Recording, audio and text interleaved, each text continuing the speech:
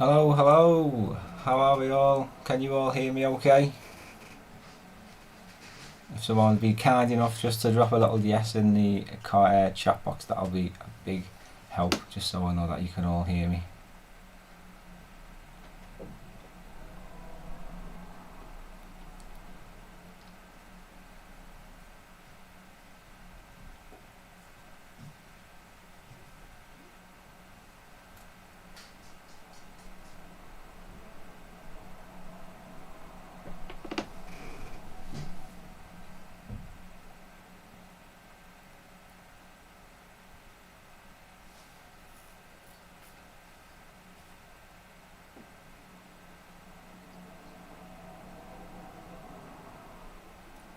Oh, right, so I think you can all hear me, yeah. So bit of a delay there, sorry about that.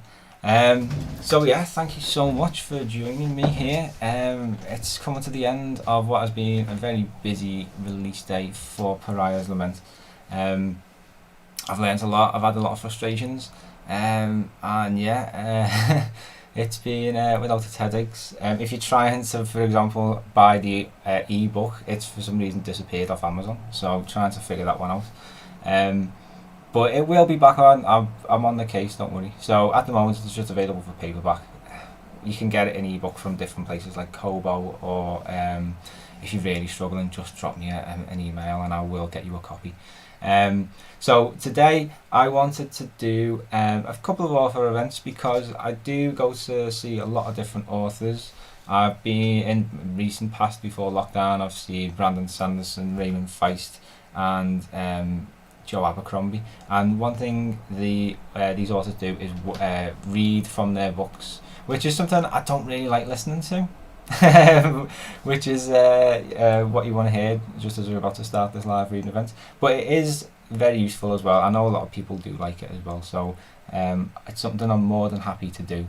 And to be honest, it feels a bit strange being in a position to do this. Pariah's Lament's taken about 2.5 years to finish, and thank you so much to everybody who's supported me throughout and give me a kick up the backside when I needed it. Sometimes I felt like it would never finish or it would never ever come out. So it feels great to finally be here. And I wanted to share with you some part of this book. I want to introduce you to the two main characters because they are very much the drivers of the story. Izzy and Edvar, or as I've been calling them, Ezzy and Edvar all day. So Izzy and Edvar, they are the driving forces of the story, and they are very much underdogs despite being from complete opposite ends of the social spectrum. They have a lot in common, and the outsiders, they're underestimated by everyone around them. This all has an impact of making them feel quite doubtful and about themselves. So I want to read the first chapter from Izzy's story, and what I'm going to do, just read little bits. I'm not going to bore you. I'm going to tell you a bit about Izzy and Edvar. Then I'm going to give you an insight into the action and the fight scenes and battle scenes within Pariah's Lament, because it is littered with action. And then I'm going to finish with something a little bit different. I'm going to tell you a story, and this story features throughout this Pariah's Lament, and you are given pieces and fragments of it with each episode. If you haven't already bought the book, it is split into episodes, 10 episodes, something a bit different, which with each episode split into chapters, so it's not too unfamiliar. But at the start of each episode there is a fragment of a story, and I'm going to tell you the overall story, and this will give you an idea of what happens in Pariah's Lament without telling you much at all. So yeah, nice and straightforward. So we're going to start with Izzy, and this is Izzy's first chapter. No matter how hard Izzy scrubbed, the remnants of last night's pottage wouldn't budge. She had debated leaving it. The iron cauldron was black after all, but her mother and father would brand her lazy, and they detested nothing more than laziness. She scrubbed harder. The floor still needed sweeping, the hearth too, Outside, the vegetables had to be tended, and from the growing chorus of clucks, her father hadn't fed the chickens. Another job for her list. Izzy cleared her mind, went on working, and finished about an hour before midday, her preferred time to venture outside without harassment. The mud of the road sucked at her tattered leathered boots, a quagmire after incessant rains. Autumn circled like a hawk. The wind grabbed at her woolen green cloak and homespun dress. The hand-me-downs from her cousins never fitted, always too wide at the waist and short of length. She pulled her cloak tight about her, bundling it around her hands to keep away the biting chill. Izzy looked like a typical Irish girl, with bright amber eyes, high cheekbones, a pronounced brow over a thin nose that flicked up at the end. Her hair was more russet than the common brown, her ears more round and not as protrusive or fairy as some people's in town, but one key feature distinguished Izzy from everybody else, something she tried to hide with the grey shawl wrapped around her neck and face, her black birthmark, which covered her skin around her right eye and cheek like a great blotch of ink upon a sheet of parchment. It was the reason for her misery, the source of her derision. The superstitious and devout in Haberdam called her the cursed one, touched by an evil that brought foul luck to anyone that came into contact with her.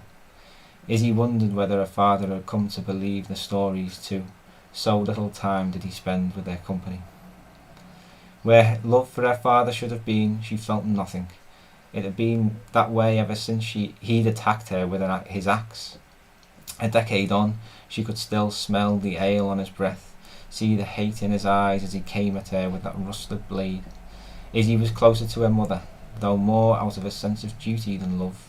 The few times she defended Izzy, her father had turned his ire on her, and Izzy hated nothing more than to see her mother bruised and bleeding because of her. So they were distant, yet faintly attached. Tension filled her chest whenever she left the house. Today was no different. Her home was located on the eastern side of Haberdam, near the top of the valley in which the town sat, and close to the shrouded wood, where she spent most of her free time. The meandering river Haber flowed through the woods and down into the town, splitting it in two. The wood mill, granary and smithy clung to the eastern bank, shipping logs, food and wares downstream to the capital, Urissa. One of the town's 2 inns and a score of taverns populated the bank opposite, and bunched around both banks were hundreds of squat stone houses of wood and thatch. Smoke rising from their chimneys fragranced the crisp morning air with burning peat and logs as it drifted up beyond the watchman's round tower that loomed at the edge of town like a protective parent. The town square was where she was bound, to the chronicler's repository, the only place within 20 leagues that had books for public use, and today a new shipment was due. With it, Izzy hoped, were the trials of Mara the Maid, a book she had longed to read ever since a travelling tinker named Irma told her about it at the autumn fair 8 summers ago. Izzy left the main road and took a quieter route behind the potters and masons. He hurried past the back of the saddler's shop, pinching her nose at the stench of drying hides, and turned onto a more frequented lane that led to the town square. Hearing voices and laughter, she bit her lip. Izzy didn't know the reason behind her mark, if indeed one existed. Nobody else in Haberdam had one, nor had she seen any of the merchants, rivermen, or travellers who visited the town with one either. It caused no ailments, brought only scorn. For 19 summers she cried and endured, hoping that everyone would see past her mark to the person beneath. That hope had waned, and in its stead a carapace had formed to ward against the ceaseless torment. She learned in the harshest of ways that as much as she wanted to, she couldn't control the behaviour of others, only her own reactions and responses, a truly difficult thing to master. She'd had plenty of practice. In the centre of a square, a group of young boys and girls chased a small leather ball around with sticks, a game known as lingus, and one that often ended with the sticks turned on each other. On the right side of the square was the Haber Inn, the grandest building in town after Baron Reichardz's manor. Outside of that 3-storey inn, painted a deep green with red sills and architraves, a couple of bushy-bearded men unloaded from a cart, barrels and casks broad as their shoulders. Another man, hair much greyer than the labouring pair, sat upon a bench on the inn's front decking. Puffing on the pipe clamped between his teeth. Giggles drew Izzy's gaze to the other side of the square, where 3 women, all Izzy's age, were enjoying the attention of a pair of young rivermen. Like a mouse leaving cover, Izzy scurried across the square and reached the chronicler's repository. A feeling of sanctuary washed over her as she clicked the door closed behind. She breathed in the smell of must and paper and stepped deeper inside. And that's where we'll leave it there with Izzy's story. So as you can probably get an idea, Izzy has a birthmark on her face, and because of this, the people in her town ostracise her and isolate her, even her own family. So she's very much a loner, and in terms of her character arc, she's very much at the bottom. She's at the lowest point. She's miserable, she's unhappy, and her story is all about her growth. And it does take a very sudden and twisting turn later on in this chapter, and yeah, you're going to have to read on to find out more. So I'll move on to Edvar. Now Edvar is another main character who's different to Izzy in the sense that he is a privileged sort. His father was a great man, probably the king's right hand man, or in this story the king is called the keeper. And Edvar, when his father died, was thrust into his father's position, much too young for the job, and from a personal note, he doesn't feel ready. So to help him to help the keeper run the country, he has a council, and this council is made up of older and more experienced people than Edvar. And this particular scene is inspired by events that I was going through when I was reading. When I was writing this, and I was in a job where I had a lot of nasty meetings, and I didn't particularly like them.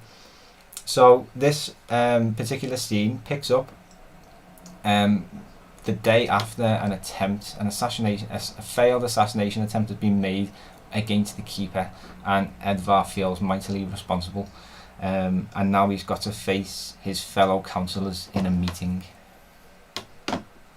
Edvar stepped out of the shadows and into brilliant tricolour light.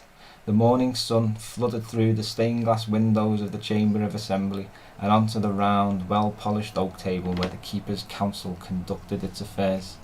He was the last to arrive. After the tumultuous night he'd had, getting out of bed had proven a struggle. Sleep had beckoned to him like the prettiest courtesan in the tavern, and all his throbbing head had wanted to do was rest in her comfortable bosom. But what sleep he'd gotten had been fitful, and he'd awoken with an ill feeling in his stomach. The cause of that, he knew, was not the bang to his head, nor the cut to his arm, but the prospect of this very meeting. Edvar briefly met Mara's gaze.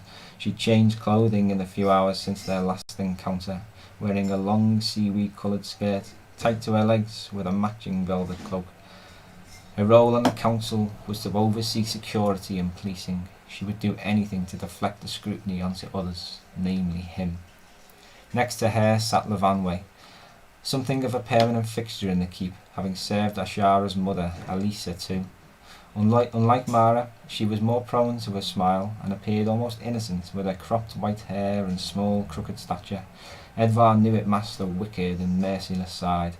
Levanway was regarded as something of an oracle when it came to trade and commerce, over which she presided. General Malfan sat beside her, stout as a barrel and about as tall as one too. The balding old man marched wherever he went, the bushy grey moustache that dominated his face bouncing with his strides. Unsurprisingly, he presided over the military. Opposite Malfan sat Neskima, glaring at Edvar with her hook of a nose almost pointing at the ceiling. She was a woman who took great pleasure in looking down at others, something she had ample opportunity to do with control over the realm's agriculture. Rakkar sat next to her, his eyes fixed on Edvar as the young councillor made his way to the table. "My apologies for the tardiness. It's been a rough night," Edvar said, taking his seat beside the treasurer. "It's been a rough night for all of us, yet we made it in good time," Mara said, words cold as the bottom of the green deep. Quite. Sleep is unimportant in such times, Edvar, Levanway said. Let me sit down at least, Edvar thought as he poured himself a cup of watered wine. It was going to be a long morning. Rakkar began. The attack on the keeper is, I'm sure you'll agree, a deeply disturbing incident, and serious questions must be asked as to how it happened. A few glances Edvar's way. He hid his clenched jaw with a feigned sip of wine. Ashara's security was his responsibility, as well as intelligence generally. The last thing he needed was to be preached to, though it was to be expected. The assassin was right. The old like to lord over the young, this lot in particular. They seized any opportunity to pounce upon Edvar's inexperiences and naiveties. Not once had they extended the olive branch. Rakkar went on.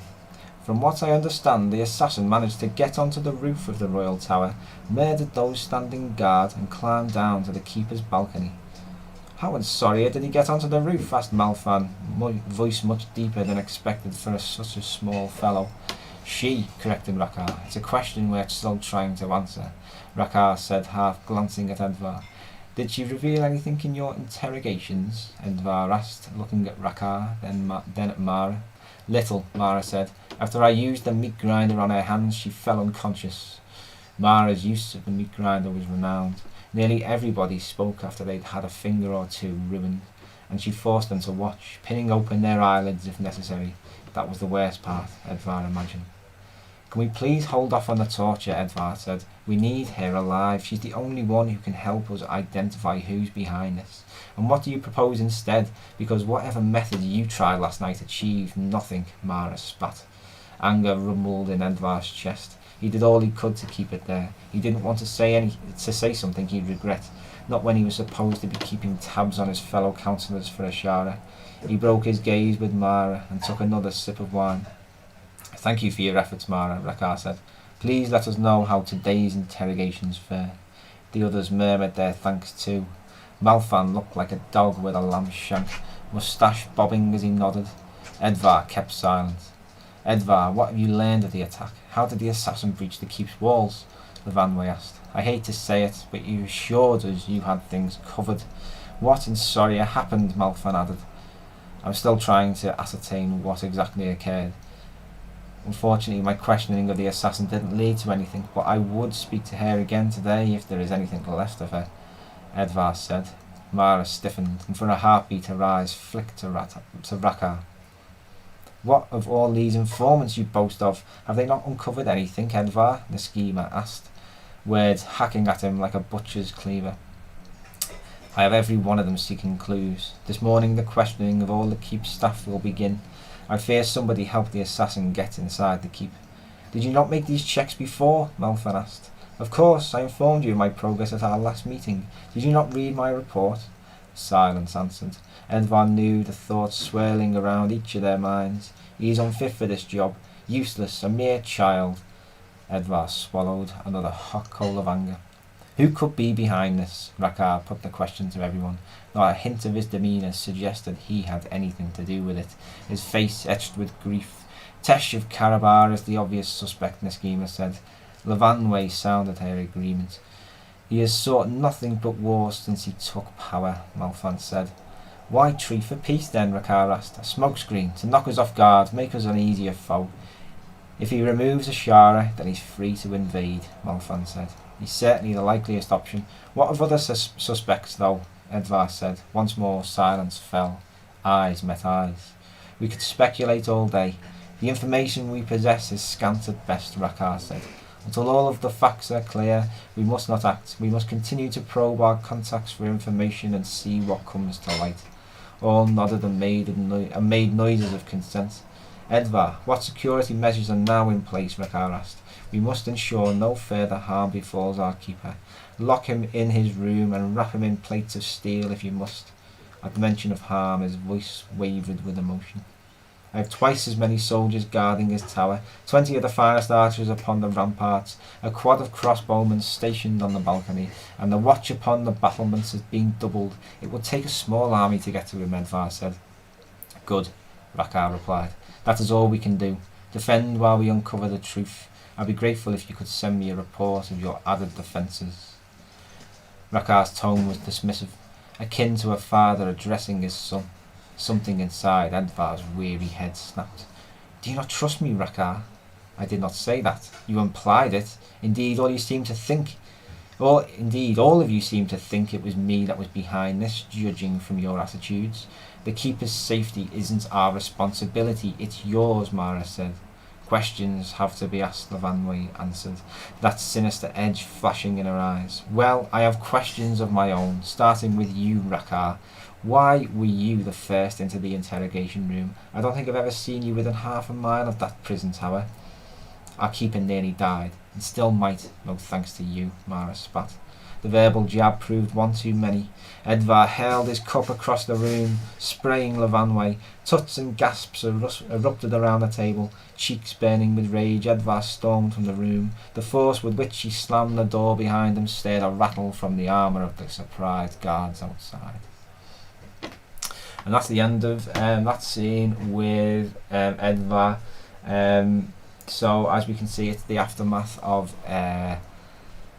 the assassination attempt on the Keeper, and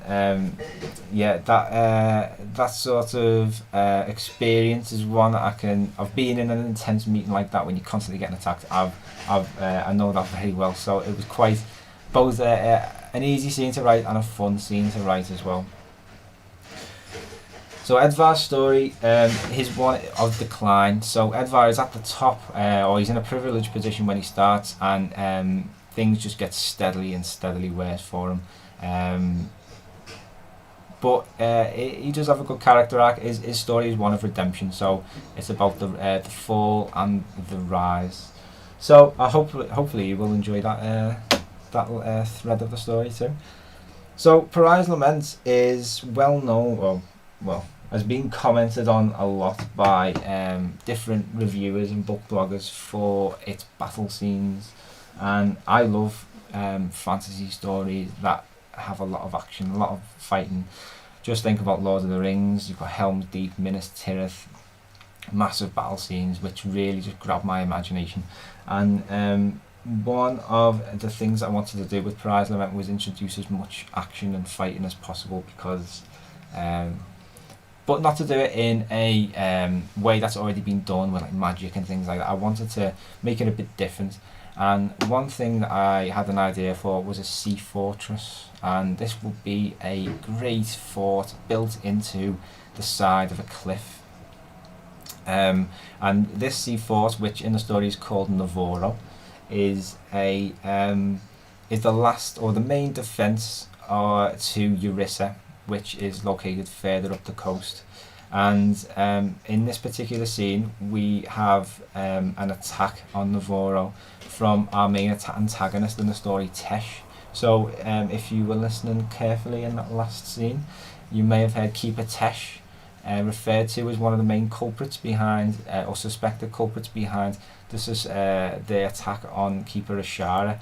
So within the story, Tesh does launch an attack on Yor, and this is part of that attack.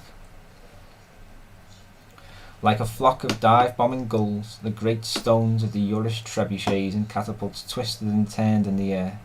One jagged chunk struck the bow of a caravan galley, and splinters and shards burst forth to a chorus of cracks and screams. Another great boulder obliterated the masthead of a nearby ship, hurling those upon the deck overboard. More mist than struck, the yellow tide of Carabar did not falter. Driven forward by oars, the caravan fleet ate up the water, moving in a diagonal line. The trebuchets were taking an age to reload. From his vantage point, GM could see those on the quay hurrying to winch back the catapults. At the sound of a frantic horn, the arms of the catapults were unleashed, and clusters of iron balls and stones rained down on the ships leading the caravan charge, puncturing hulls, sails and decks. Still they came. The trebuchets, ranges adjusted, loosed again, and once more struck a destructive blow. Yet the caravans persisted. Yorish archers upon the quay walls unleashed their first volley. Unfortunate rowers upon the open decks screamed, and the momentum of a number of ships waned. oars falling slack or tangling with others. One talented or lucky archer struck a helmsman, and the galley veered into another, scraping its sides and snapping its oars, and no doubt the arms of a few oarsmen too. The caravans answered with arrows of their own, archers placed in crow's nests and platforms built amongst the rigging. The air quickly grew thick with darts, incrementally drowning out the shouts and cries of men and women with the great crashes of stone against wood as the loads of catapults and trebuchets fell. The frenetic scene around the quay wall absorbed Jem's attention. Creeping into the top of his vision, looming behind the chaos, came the first of the great galleons. Its rowers slowed, turned port side, level with the quay gate. "Sir, the galleon carries the thunder, you must stop it," Jem shouted. Gundar looked to where he pointed and nodded. He dispatched messengers to the quay and artillery stations. Jem spotted hatches opening on the port side of the ship. Catapults continued to fire at the galleys, though some quick-thinking engineers had turned their aim to the galleon. Their loads fell short. The trebuchets were still reloading. They were the only ones who had a hope of hitting it, if any of their operators had the presence of mind to know where to aim. One by one, the great wooden arms of the trebuchets sprung forwards. Huge rocks hung in the air like eagles. Everyone upon the wall had their eyes upon them, hoping they struck, willing them to do so, and despairing as they watched each one splash harmlessly into the water. It was the turn of the caravans, and unlike the Yurish, they did not waste their opportunity. A long blast of a caravan horn was sounded. It was picked up by those ships fighting before the galleon. Hurriedly they backed water and manoeuvred to create a clear channel, an unobstructed line of fire. Jem heard a rumble like that of a rock slide. Half a heartbeat later came a deafening crescendo. White smoke erupted from the side of the galleon, and with it scores of black balls that careered into the wooden gate of the quay, almost too swiftly to see. Wood split and cracked and flew into the air, the barrage continuous, each bang like a punch to Jem's senses. Smoke choked the quay. Through the haze, Jem saw the catapults ready to loose, but they didn't. The Yurish soldiers recoiled in fear and awe at the terrible sight before them. A hearing sounds only the sky had ever made. Never had they witnessed such terrible power, such swift and effortless destruction. Gundar blew his horn to order the attack. Before his sirens ended, dozens of grappling hooks emerged from the smoke and latched onto the walls either side of the gate. Within heartbeats, caravans were upon the walls, hacking down the stunned Yurish. The trebuchets upon the cliff had heard Gundar's call low. Their loads came crashing down upon the galleon, the mass of white smoke suffocating the quay. The quay suddenly turned orange. Flames roared forth in all directions. Fiery tower rose into the sky. Jem couldn't stand to look at it for the brightness, and he ducked behind the crenel. The thunderous bangs ceased. So that is the end of that particular scene. It just gives you a bit of an idea of the action. It's very action packed, and I think that's important when it comes to reading a book, particularly a fantasy book, and you're going to try and get through that book in an enjoyable way. So I also wanted to just read you this. It's a short story, I suppose, and it's from the perspective of a character called S.T. Harris. And S.T. Harris is an archaeologist, and he lives in a time hundreds of years after the story of Pariah's Lament. So if you don't know already, Pariah's Lament is set in a shared universe, and what that means is that myself and about 4 or 5 other writers all work together to create a world, like a shared universe, a shared world. So we all write our stories, we populate this world with our stories and characters, we create histories, we create cultures, and we weave them all together. One way we decided to do this was to have a university that is set in the sort of the modern era within this world, And this university and various individuals within this university explore the histories of the world. And this particular character, he's a bit of an Indiana Jones kind of figure, and he goes off looking for artifacts and traces of the past, and he is asked by his colleague from a university called Professor Uren to investigate the history of yore, essentially. So this is a 10-part short story. I'm going to break it down by just telling you each part, 1, 2, 3, 4, up to 10. It's told in the first person, which is different from the rest of the novel. And you might find that some of it is a little bit vaguer, and it's not as fixed as other parts of this story. But we'll see what you think. To hold faith in oneself, in one's convictions and choices, is, when you come to think of it, a curiously difficult thing. The corrupting tendrils of doubt forever stalk the door, and often in our lives the strength of that door will be tested. Our beliefs will be ridiculed, and indeed we may altogether be cast aside by kith and kin and those we hold dear. But to maintain that faith, when it's shared by nobody else, is a sign of true strength and character, for our faith will forever be tested, and sometimes it will break, but never can it be destroyed. Believe in love, in truth, in friendship and honesty. Believe in yourself, and believe that someday things will change for the better. 2. Everything changed the day I received Uren's letter. I knew from his brevity that he had found something of peculiar interest. It was indeed a tomb not far from Drumnocht, belonging to an old king. In it, amongst a hoard of other artefacts, he had found a chest containing tomes, scrolls, maps, a scabbarded sword with an elegantly bejewelled crossguard, and an item I found particularly curious, the tooth of a shark, fastened in a necklace. Uren had shown little interest in it. Instead, his excitement had been absorbed by a book that he had managed to partially translate. It spoke, he said, of great weapons forged with a magic so powerful they had to be locked away in vaults.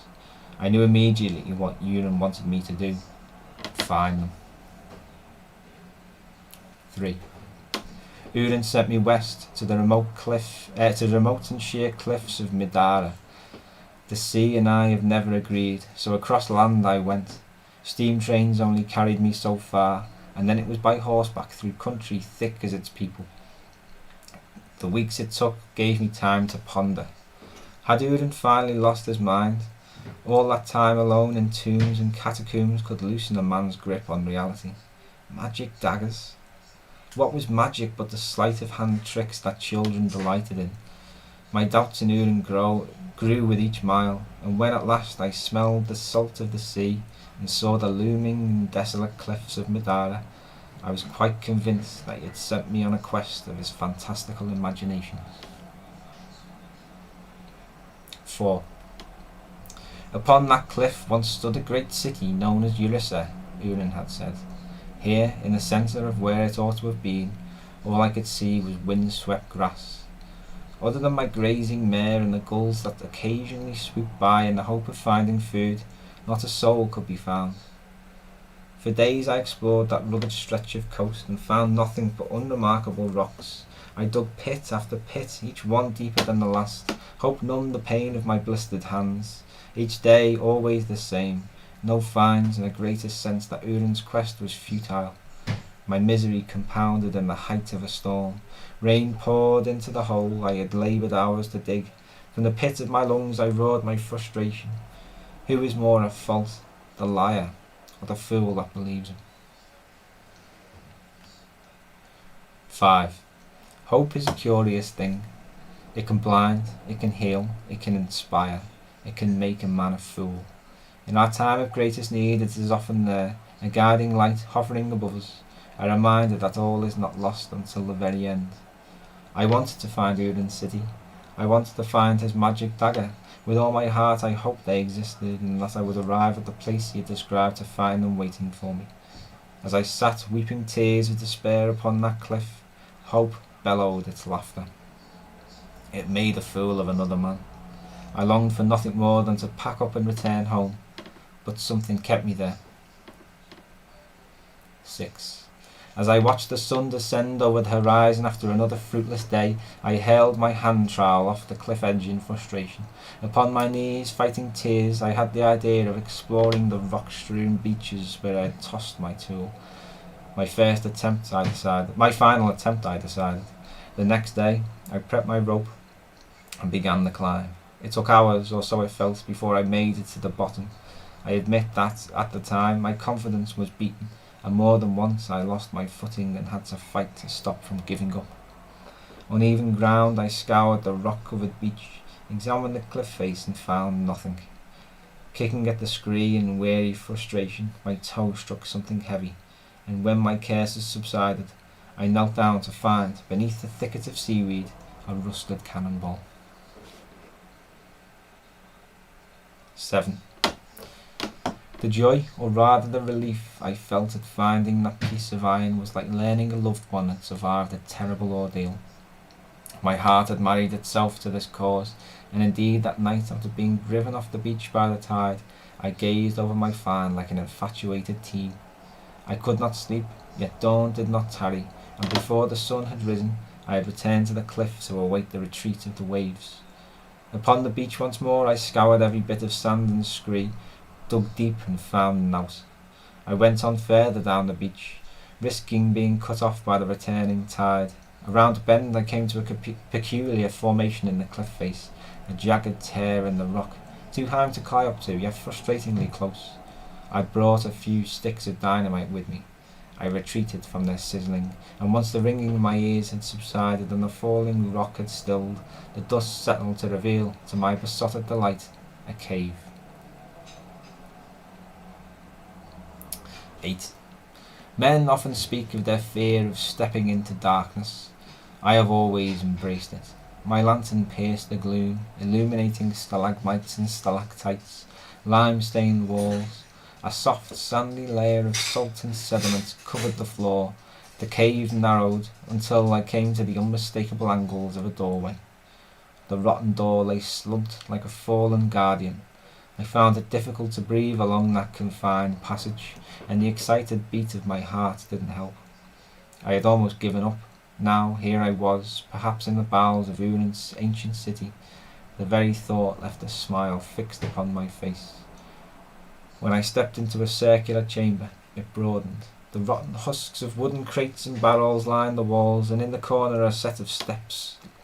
I took them 2 at a time, smashing my shins more than once on their uneven height. At the top I arrived at a long and narrow chamber. Despite my urge to go on, I could not tear my eyes from what I saw upon the walls. Spanning the length of both sides was a mural. In part the paint had faded, yet the detail was vivid enough. It told a tale, and beside certain figures were names: Harada the Great, Ashara, Keeper of Yor. I followed their journeys, tried to ascertain their triumphs, and at the end reached the door, intact and firmly shut. I tried the handle, locked. I'd come this far, a bar of iron wouldn't stop me, and a firm boot did the job. I had no time to marvel in my manliness, for the sight before me dulled all thought. 9. It was an archive, a library, a gateway to the past, the history of a forgotten people. The stacks of books were countless, lost in the gloom. It was one of the most significant archaeological discoveries ever made, and I had found it. Then I realised the dagger must be real. It must exist, and somewhere in this cave it may reside. How had this happened? How had an entire culture fallen from the face of Soria? I did not sleep, I did not eat nor drink. I became lost in a fever of want. Every waking moment I searched, and when not looking, I read. The language of some tomes I could not decipher, yet others I knew enough to make sense of. They spoke of a great war, the deaths of tens of thousands, and the burning of forests, the destruction of mountains, and it spoke of the dagger of Ilara, a magical weapon that stole the souls of those it killed. I read those words several times and became suddenly aware of my tired, weary-eyed self, hunched like a gremlin around my campfire. I began to wonder whether I'd lost my mind. 10. As I padded about that lightless, ancient library in search of the soul-stealing dagger, haunting the aisles like the ghost of its creators, my desire began to wane. I wondered about the people who had once lived here, about the great city that had stood upon the cliff above my head. What had happened? Was the dagger of Ulara responsible for their end? What were the bounds of this weapon if it could wipe a civilization from the annals of time? Should its power once again be unleashed upon the world, or should it remain forgotten beyond the fingers of the corrupt? But it would mean so much to our understanding of life. Imagine the secrets it could reveal. Are we now better able to handle its power than those that once lived? Or is that the question of an ignorant fool? Humanity has not changed in thousands of years. The law of power over others is greater today than no doubt it was then. And if history has taught me anything, it's that those people who seek power rarely embrace the responsibilities that come with it. It is power alone they want. Power to do whatever they want. Would this dagger be a curse to us all? Would it doom humanity to its end? I came to a stop. I wanted to find the dagger, and a sense of foreboding clashed within me like warring armies. I needed to make a decision. I headed back to my camp, but faltered, turned back round, back again. My mind was afire. I could only imagine what Uren would do if I told him of this place. He would raze it to the ground, hunting for the dagger. And what then if it was found? In hundreds of years, could someone like me be walking through the vaults of our own past? The blame for it all would be mine. That final thought sobered me, and conviction emerged. I packed up my things and from my travel sack pulled out my last stick of dynamite. Before I lit the fuse, I looked once more at the ancient archive, the history of a forgotten people, and with a sigh I lodged the explosive into the wall and fled it sizzling. When at last the explosion came and the ceiling behind me collapsed, a pang of sadness struck my heart, yet I knew that I'd done the right thing. So that'll give you a bit of an idea of what happens in Pariah's Lament without really telling you much at all. It doesn't have a lot of bearing on there, the overall story, so it's not going to spoil anything for you. But yeah, that is basically some of the interesting epigraphs from the book. So I'm just going to do a short question and answer session now. So if you do have any questions, please post them in the live chat there. You can see on the right hand side. I do have some questions that people have asked me, and I promised them I would answer them. So Dr. Thomas Davison, thanks very much for the question. You asked, after all the time and effort that you put into creating a world and characters for your book, how hard does it become when it is time to kill off one of the characters to forward the plot? So killing off characters is something that I've never really had a problem with.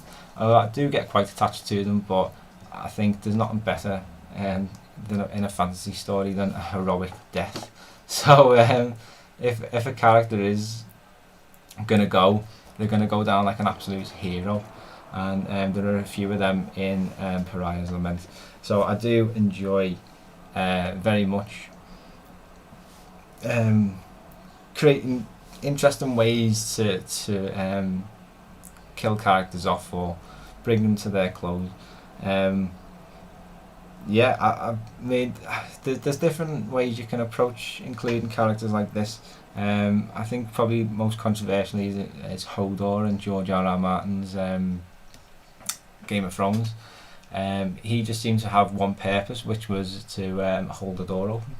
So she's not seeing it. So I don't really like characters that just are plot points, essentially, don't really add anything to the story. They just serve one single purpose. So it just depends on the role of the character, essentially, and some characters are easier to kill off than others. But so Niall has asked another question here, which is very interesting. Given that established writers such as Brandon Sanderson and George R.R. Martin have an effective carte blanche to basically put whatever they want into a novel, what have you had to reject from your novel, and that established authors might have included? That is a good question. I think the more established authors have more freedom to explore more in the story and to include more. So George R.R. Martin, for example, can basically write a book any length he wants, because people are going to buy it and read it. So that means he can go into more detail about things, and that's why most of his books are like 600-700 pages, 800 pages. So Pariah's Lament is about 400 pages, and that is 110,000 words. So if you're doing an extra, I don't know, 300 pages on top of that, you're probably looking at a 200,000 word book. If someone like me, for example, little known author, is trying to get their book published, very unlikely that a publisher is going to take a chance on a 200,000 word book, purely for the fact that it costs way too much to print, and are they going to make any money on it at all? And if they are, it's not going to be much. So you are restricted by certain things like that, and I suppose some writers, more established writers, can get away with more as well. So if things are a bit more sort of experimental, then people can just basically write what they want, and people will hopefully enjoy it because they've got that loyal followership. And Jessica's also asked this question: what is the hardest part of world building? World building for me is getting the balance right between what to include in the story and what to leave beneath the surface. So you may have heard of, if you're a writer, you may have heard of the iceberg approach to world building, which is revealing just a snippet of the world that you spend so much time building, with all the juicy details lingering beneath the surface. So the hardest part of world building is knowing what to include, and somehow managed to get that right in the story. Didn't really have much of a plan. I'm more of a less is more kind of person, so I don't really want to tell you too much. I'd rather leave you wanting more. So that is what I did with Pariah's Lament, but I did introduce little details to help make the world feel a bit more fleshed out and real. So, for example, where in that first scene that I read out, which was about Izzy, I mentioned a game that children are playing called Lingas, and that is all based on an Irish sport, which is very relevant today, given it's St. Patrick's Day. It's called hurling, is the Irish sport, and I wanted to just put my own version of that game in there, just to make it a bit more interesting. And like I say, it helped the world feel a lot more fleshed out and real and lived in. And but yeah, that's why I decided to include that. And little things like that have really gone down well with readers. So as a writer, it's good to include those little details. So if you do have any more questions, anyone watching got a question, please post it. I do have another question here that someone has asked me. How nervous are you, having gone through 2.5 years of hard work and rewrites, to have the final version leaving your hands? That's from Helen, and that's a great question. It's probably my favourite question I've received all day. I was very nervous when it came to releasing this book, because 2.5 years is a long time to be working on something, and during that time very few people had seen it, and those who had seen it were people I knew. Sometimes you wonder whether they're not being completely honest with you, and that is what you need. You need brutal honesty sometimes, just to get an idea of where you're up to, if you're doing the right job, if your story's going in the right direction or not. So yeah, I was very nervous, and I think even though the reviews have been coming in, people have been liking it, I still feel a bit apprehensive, to be honest. I don't know if that'll ever go away. I think when you look back, you'll always feel like you've you could do more. And even just reading this out now, I'm noticing little things that I would change. And there comes a point when you write a book that you just have to stop. Otherwise, you would never ever release it. You'd always be tweaking and changing things. Niall, I think you've got another question here. Siege was described wonderfully. Thank you very much. Did you map out the battle, and if so, how long did the editing take for that and other battle scenes? Yeah, I did map out the battle, all of the battle scenes in the story quite meticulously, and this just helps me bring order to chaos, essentially, because battle scenes are chaotic affairs. There's a lot going on, especially if there's a lot of people involved in that battle, like tens of thousands of people. And as soon as battle commences, it's really hard to work out what the hell's going on. And if you're in sort of a captain or in charge, military leader, dictating what happens during this battle, then it can be quite difficult to keep track of everything that's going on. So yeah, I think mapping things out, doing research as well, understanding how to take down castle walls, for example, if you're doing a siege, how different weapons work. If, for example, you've got an army of armoured knights, how is that another army going to defeat that? So little things like that, knowing the interactions between fortifications and trebuchets, how long like for example trebuchets take ages to reload, what impact does that have on the battle? So just doing research and working out the logistics of things play a big part, and the more you do it, the easier it is to write. Roger, you've asked a nice question here. What would represent success for you as an author? I think for me it's just people reading my book, number one, or any of my stories or whatever, and enjoying them, and that is all I ask for. I just want people to read, give it a chance, and if they enjoy it, that is my job done, and that makes me so happy. Not interested in money. That doesn't interest me much at all. Doesn't motivate me. The only thing that does really motivate me is creating quality fiction that people enjoy, that people can escape into, that can help them with problems, and just really, yeah, like I say, it's just a bit of an entertainment and escape. So, yeah, thanks very much for that question, Roger. I've got one more question here, unless anyone else has got any, and that is from Richard Degg, who has asked whether, when you look at the top 10 bestseller lists or Waterstones shelves, close to the entrance, why aren't there any fantasy books there? So that is a good question. I think it just goes by what people read and what people like. Fantasy genre is growing in popularity, particularly now that you're seeing Game of Thrones is probably the most, well, I think it is voted the best TV show ever made. We've got £1 billion budget for the new Lord of the Rings series. We've got the Wheel of Time series coming out. There's lots of fantasy, sorry, lots of fantasy on the television screens, more to come. I think we all just love that escape. We just love a good story, a story that transports us to a different world, and that's what fantasy can really give to us.